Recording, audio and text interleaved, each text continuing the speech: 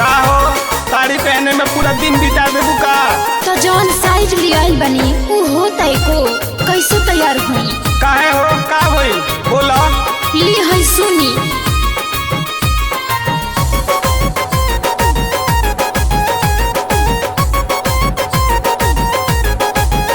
नहीं आटोता हो चरचर फाटोता हो, नहीं आटोता हो चरचर फाटोता हो।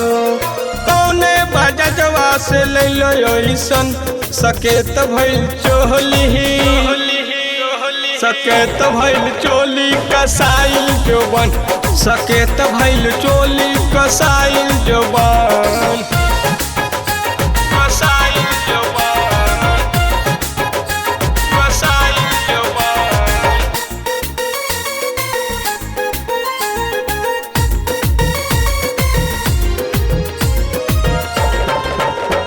कसाइल जोबन, कसाइल जोबन। कैसे फसाई हूँ कहो जाता बहरी, का हम बताई रजमती के तोहरी, का हम बताई रजमती के तोहरी। कैसे फसाई हूँ कहो जाता बहरी, का हम बताई रजमती के तोहरी।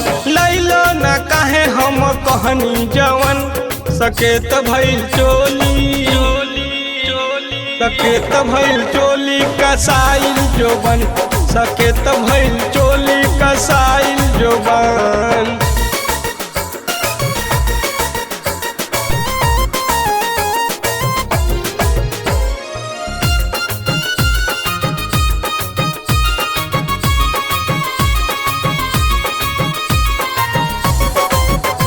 कसाइल जोबन, कसाइल जोबन। देहल नाप गइल घर ही भुलाई, हो गइल छोट राजा कैसे अमाई, हो गइल छोट राजा कैसे अमाई। देहल नाप गइल घर ही भुलाई, हो गइल छोट राजा कैसे अमाई। ना सूझे उपाय हम करी कवन, सकेत भइल चोली, सकेत भइल चोली कसाइल जोबन, सकेत भइल चोली कसाइल जोबन।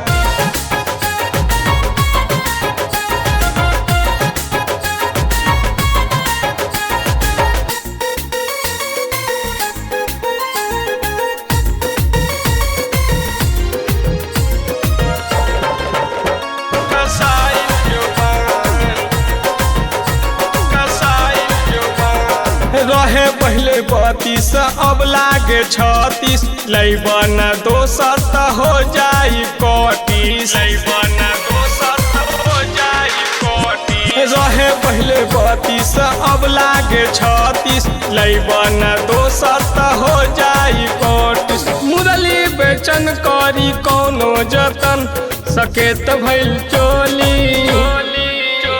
सकेत भइल चोली कसाइल जोबन, सकेत भइल चोली कसाइल जोबन।